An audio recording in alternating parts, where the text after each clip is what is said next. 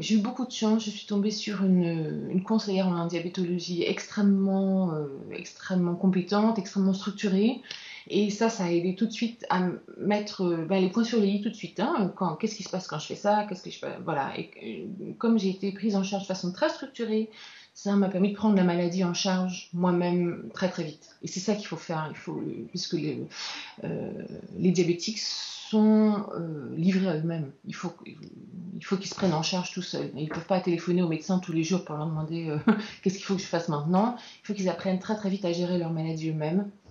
Et donc voilà, j'ai eu beaucoup de chance de tomber sur une équipe très compétente et qui a pu m'aider très très vite.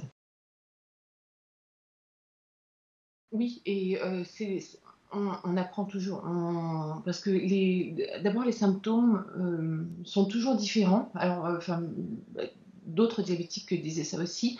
Par exemple, moi quand je suis assise et que je travaille à l'ordinateur, souvent quand je vais avoir une hypoglycémie, j'ai des picotements, des fourmillements un peu dans les doigts.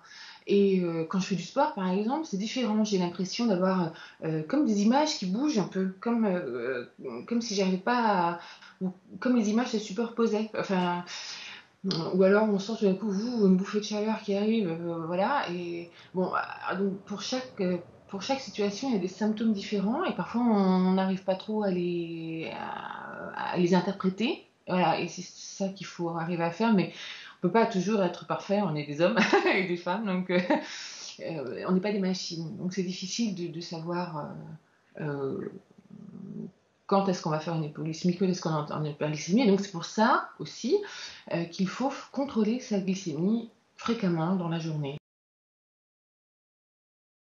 Le plus important, c'est de chercher d'autres diabétiques de type 1, puisque quand c'est avec d'autres diabétiques de type 1 que j'ai le plus appris. Les médecins savent beaucoup de choses sur la maladie, évidemment, mais c'est un savoir très théorique. Quand on est en contact avec d'autres diabétiques de type 1, ils savent comment leur corps réagit. Et certains disent, voilà, quand tu fais du sport, il faut que ton sucre soit comme ça. Ou alors, par exemple, j'avais du mal, par exemple, au début de la maladie, j'avais du mal à évaluer la quantité de glucides dans les fruits. Ça me posait beaucoup de problèmes, je ne sais pas pourquoi, voilà. Et j'ai rencontré une diabétique qui m'a dit, écoute, c'est pas compliqué. Moi, ce que je fais, c'est quand c'est la mesure d'un point. Quand ça tient dans la main, je pique une unité d'insuline, et puis voilà, c'est bon, c'est un, quoi. Donc, une poignée de fruits, un, voilà. Et c'est des petits trucs comme ça, qui sont, tout d'un coup, oui, voilà, ça simplifie la vie.